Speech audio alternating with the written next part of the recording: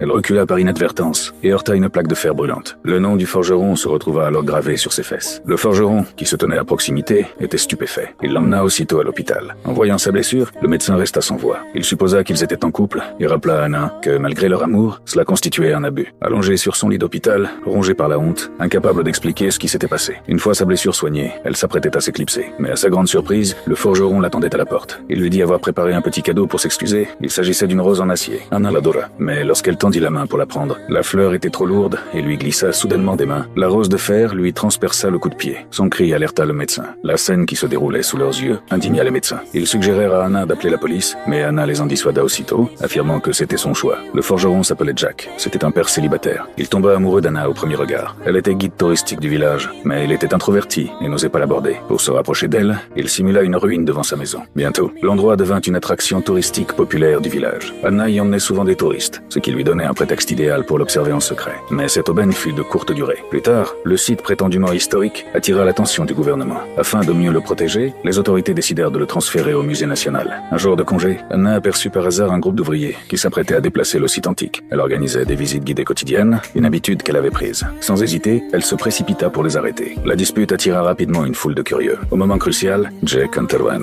Anna se sentit quelque peu gênée et descendit rapidement des ruines. Mais à cet instant précis, un autre accident se produisit.